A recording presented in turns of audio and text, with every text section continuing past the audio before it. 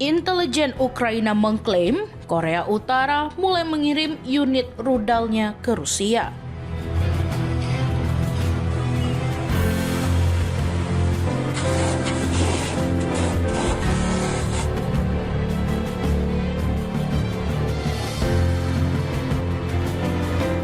Jika sebelumnya Pyongyang hanya memasok persenjataan, kali ini personel militer Korea Utara disebut akan ikut mendukung operasi rudal Moskow dalam perang melawan Ukraina.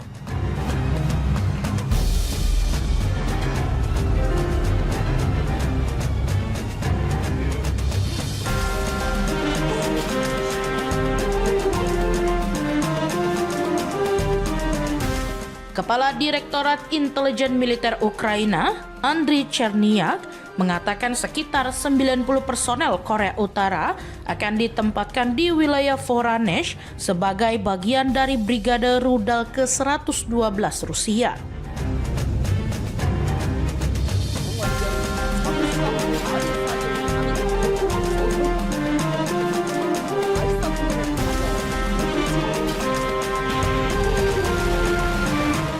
Menurutnya, pengerahan itu diperkirakan mencangkup sekitar 120 rudal balistik KN-23 dan KN-24 beserta 6 peluncurnya, meski pembahasan akhir masih berlangsung.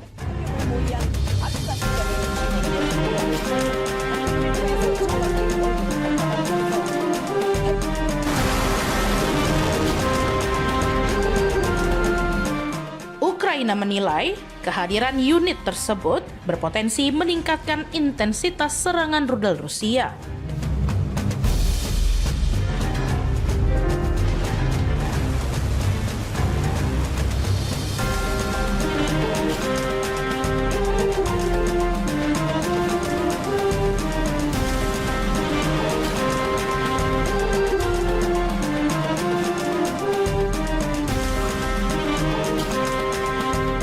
Pasalnya, Kiev saat ini masih menghadapi keterbatasan rudal pencegat Patriot. Sementara, rudal balistik menjadi salah satu jenis serangan yang paling sulit dihadang sistem pertahanan udara.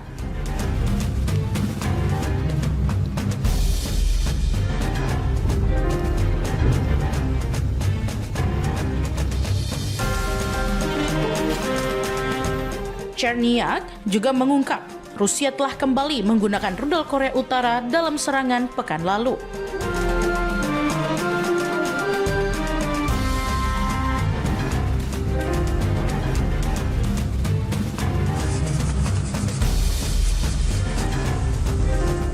Salah satunya menghantam sebuah rumah di Ukraina Tengah dan dilaporkan menewaskan 5 anggota keluarga.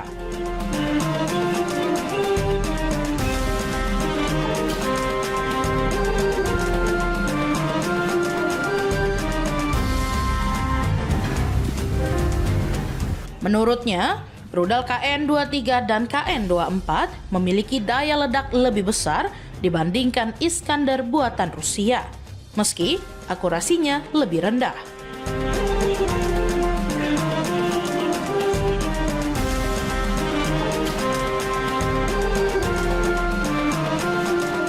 Hingga kini, Rusia dan Korea Utara belum menanggapi laporan tersebut.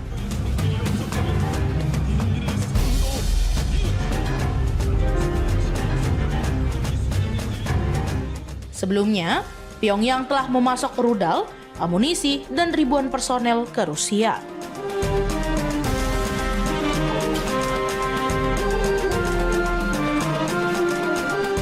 Namun, jika klaim intelijen Ukraina benar, ini akan menjadi pertama kalinya unit rudal Korea Utara dikerahkan langsung untuk mendukung operasi militer Moskow.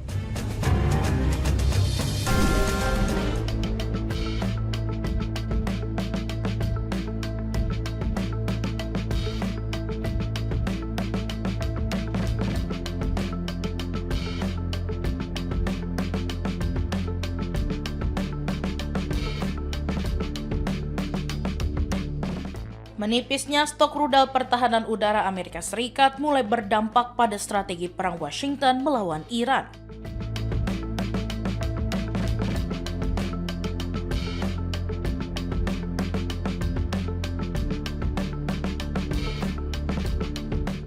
Di tengah situasi itu, Presiden Donald Trump dikabarkan meluapkan kekesalannya kepada Menteri Perang Pete Hegseth setelah mengetahui krisis amunisi belum juga teratasi.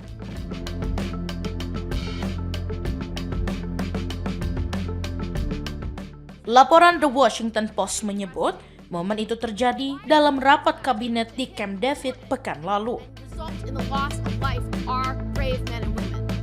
As we stated from the beginning, the Iranian defense industrial base is effectively gone, but they do have underground facilities because they're the world's... Mengutip dua sumber yang mengetahui pembahasan tersebut, media itu melaporkan Trump meminta penjelasan karena persediaan rudal penting, termasuk rudal pencegat Patriot dan THAAD, belum juga pulih.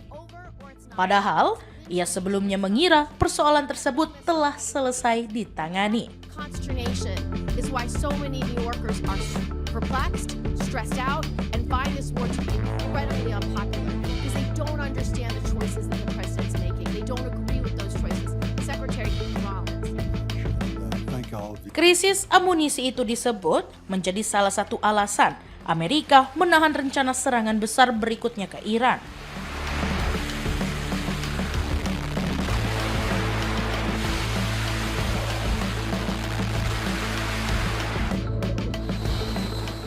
Data Center for Strategic and International Studies atau CSIS menunjukkan stok rudal Patriot dan THAAD terus menyusut sejak perang pecah.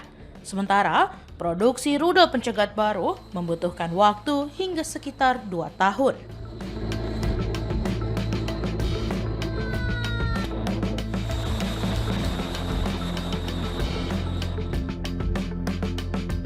Dalam laporan yang sama, Hegseth disebut membantah dirinya menjadi penyebab persoalan tersebut. Ia justru menuding Wakil Menteri Pertahanan Stephen Feinberg tidak memberikan gambaran lengkap mengenai kondisi persediaan amunisi kepada Trump.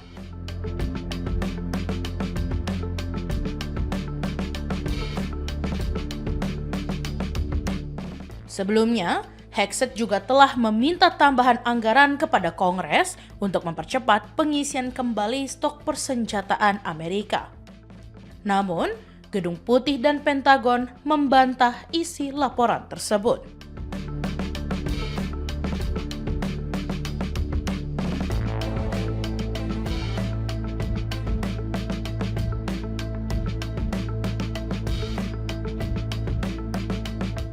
Juru bicara Gedung Putih, Karoline Leavitt, menegaskan Trump tetap menaruh kepercayaan penuh kepada Hegseth.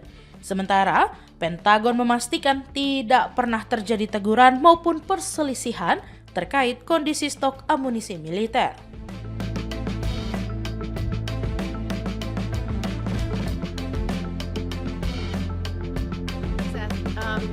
You're requesting, so why are there missiles left to hit Jordan and result in the loss of life of our brave men and women?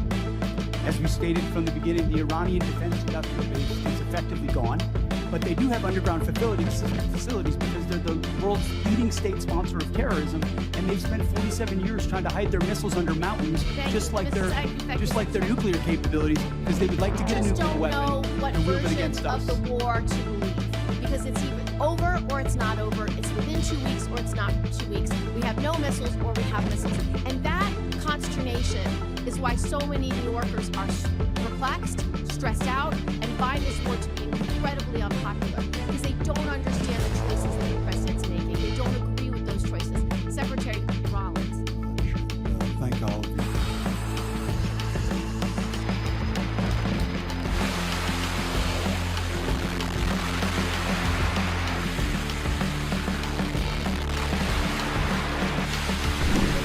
القوات المسلحة اليمنية بفضل الله من استهداف سفينة وفاء النفطية السعودية شمالي البحر الأحمر أمام منطقة ينبع، وذلك بعدد من الصواريخ البالستية، وكانت الإصابة دقيقة بفضل الله. وبهذا الاستهداف يكون Kelompok Houthi di Yaman pada Rabu 5 Agustus 2026 mengeklaim telah melancarkan serangan rudal balistik yang menghantam sebuah kapal tanker minyak milik Arab Saudi di perairan Laut Merah.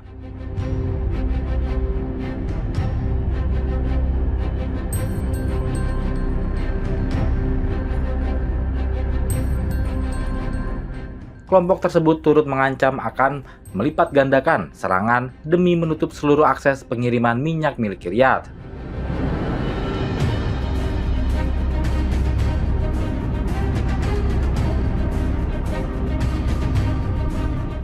Juru bicara militer Houthi, Brigjen Yahya Saree, mengonfirmasi bahwa armada tempurnya membidik kapal tanker Saudi bernama Wafa.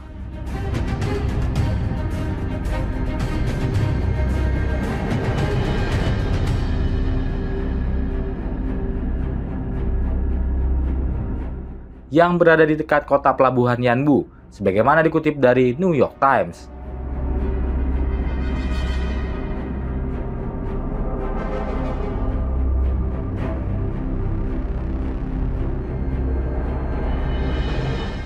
Serangan ini menjadi bagian dari kampanye pemblokiran maritim yang dideklarasikan Houthi terhadap pelayaran Arab Saudi sejak bulan lalu.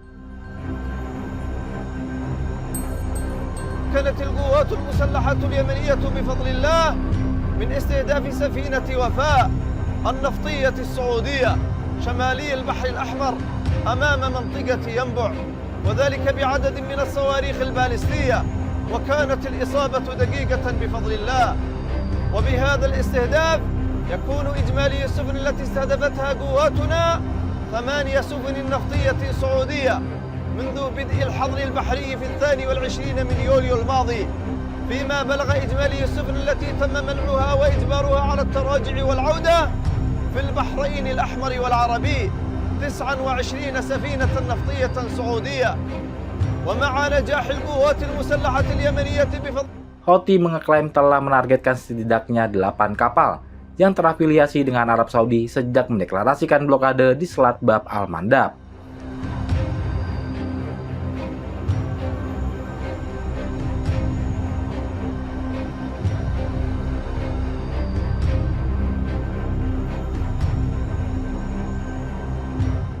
Ancaman terbaru menunjukkan kelompok ini berencana memperluas jangkauan gempuran hingga ke bagian utara Laut Merah, koridor vital yang mengarah langsung ke terusan Suez.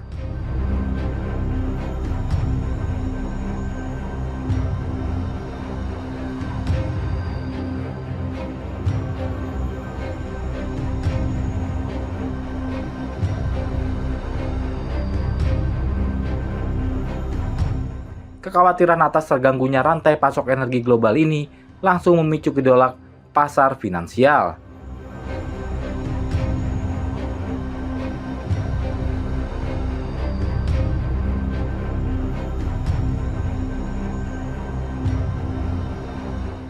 Harga minyak mentah dunia melonjak 1% pada perdagangan Rabu, menyentuh kisaran $80 Amerika Serikat per barel.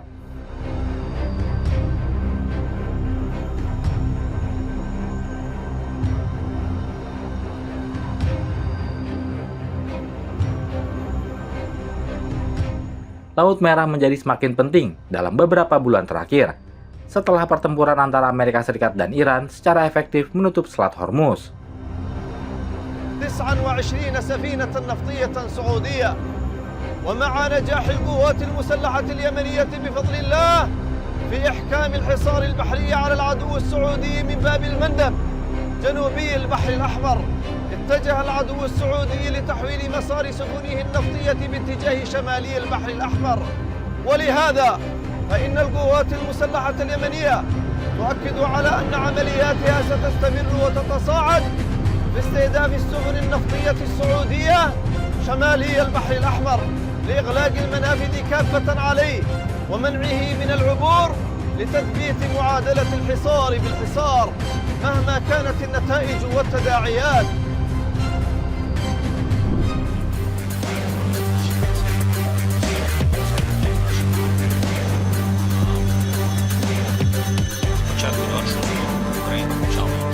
Ukraina mengaku semakin kewalahan menghadapi gelombang serangan rudal balistik Rusia.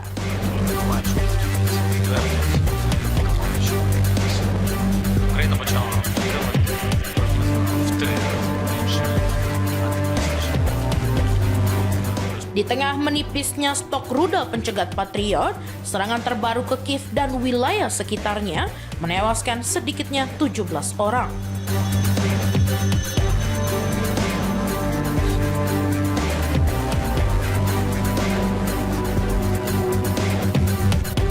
Sementara, Presiden Volodymyr Zelensky menyalahkan negara-negara barat yang dinilai terlambat memenuhi kebutuhan pertahanan udara Kiev.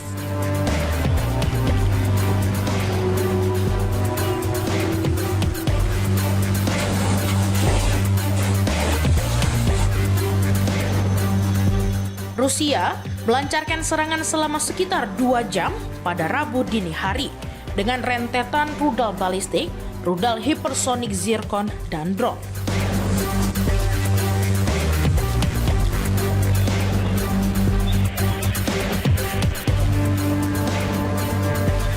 Otoritas Ukraina melaporkan sedikitnya 44 orang terluka, sementara Kamis 6 Agustus 2026 ditetapkan sebagai hari berkabung di Kiev.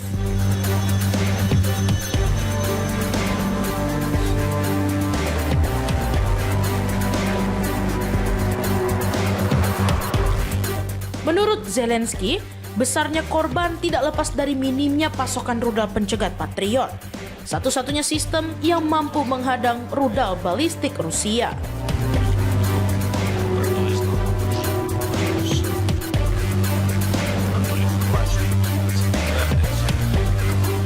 Ia menilai keterlambatan pengiriman bantuan dari negara-negara sekutu secara langsung memperbesar jumlah korban jiwa.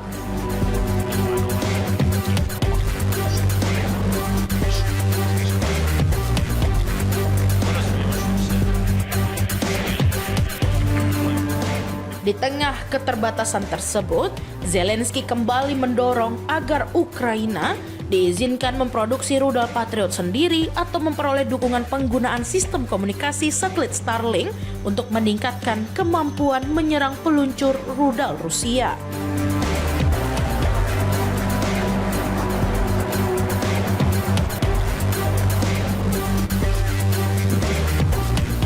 Namun, hingga kini, kedua permintaan itu belum mendapat lampu hijau dari Amerika Serikat.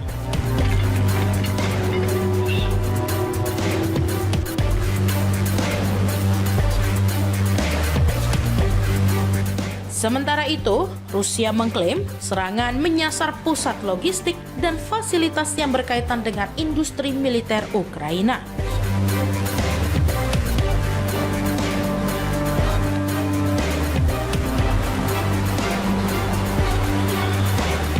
Kiev membantah tuduhan tersebut dan menyebut sejumlah lokasi yang terkena serangan merupakan gudang logistik, pabrik bir, hingga pusat penyortiran paket milik Nova Poshta yang tidak memiliki kaitan dengan operasi militer.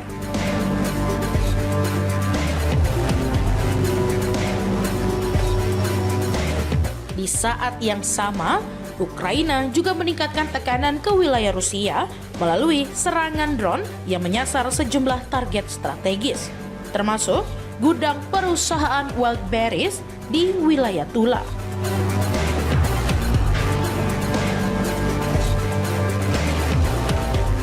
Moskow mengklaim berhasil mencegat ratusan drone Ukraina dalam operasi semalam. Sementara, upaya perundingan damai yang dimediasi Amerika Serikat hingga kini. Besarnya peran drone dalam perang melawan Ukraina membuat Rusia merombak struktur militernya. Presiden Vladimir Putin membentuk satuan militer khusus dan menunjuk Denis Lyamin untuk memimpin operasi pesawat nirawak Moskow. Putin menyebut Lyamin sebagai salah satu perwira paling berpengalaman untuk memimpin pasukan sistem tak berawak Rusia.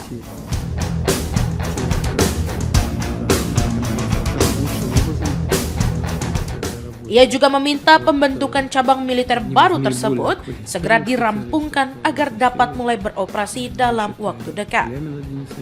Sebelum mendapat jabatan baru, Lyamin menjabat sebagai kepala staf kelompok pasukan pusat yang bertempur di Ukraina. Perwira berlatar belakang pasukan tank itu juga terlibat dalam operasi Rusia di Donetsk, wilayah yang masih menjadi fokus utama Moskow. Bersamaan dengan penunjukan tersebut, Putin turut merombak jajaran komando militer.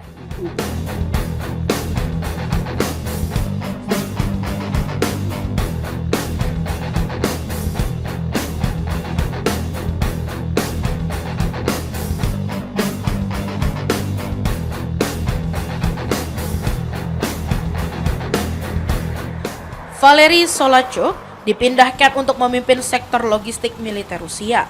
Sedangkan posisi komando kelompok pasukan pusat kini diisi Andrei Ivanayev yang sebelumnya memimpin kelompok pasukan timur. Langkah itu diambil ketika drone semakin mendominasi medan tempur Rusia-Ukraina. Selain digunakan di garis depan, kedua belah pihak kini memanfaatkan pesawat nirawak untuk menyerang sasaran militer, logistik, hingga target yang berada jauh di belakang wilayah lawan.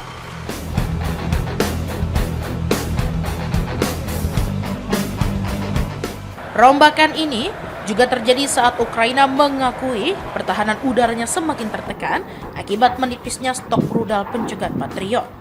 Dalam serangan terbaru ke Kiev, sedikitnya 17 orang dilaporkan tewas setelah rentetan rudal dan drone menghantam ibu kota Ukraina.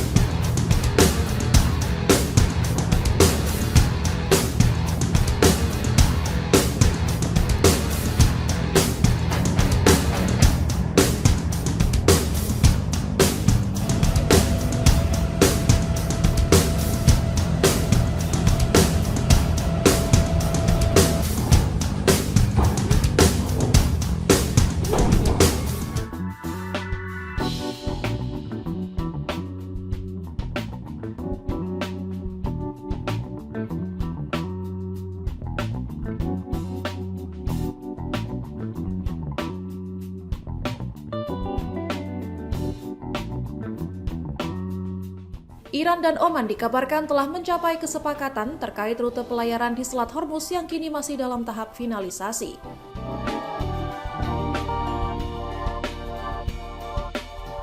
Kesepakatan tersebut mencakup pengaturan bersama untuk mengelola jalur pelayaran di salah satu jalur perdagangan energi terpenting dunia.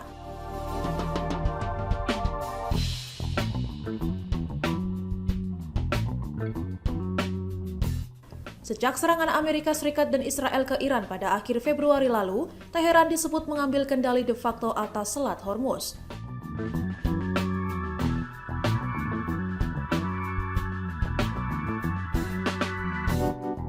Presiden Amerika Serikat Donald Trump beberapa kali menyatakan Iran ingin membuka kembali jalur pelayaran tersebut melalui sebuah kesepakatan. Namun Iran membantah klaim itu dan menegaskan lebih memilih berkoordinasi langsung dengan Oman sebagai negara tetangga di kawasan selat.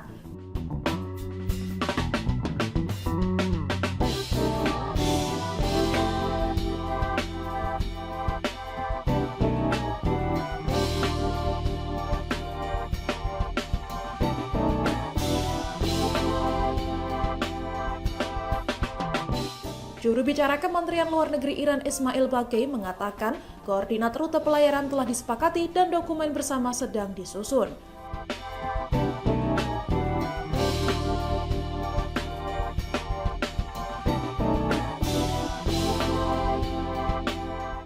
Meski demikian, Iran menilai Selat Hormuz belum sepenuhnya aman karena masih adanya blokade serta aktivitas militer Amerika Serikat di kawasan tersebut.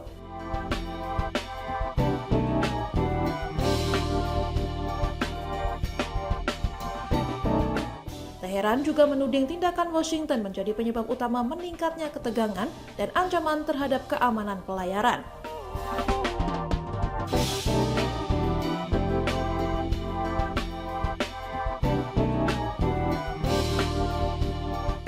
Sebelum konflik memanas, sekitar 1/5 ekspor minyak dan LNG dunia melewati Selat Hormuz setiap harinya.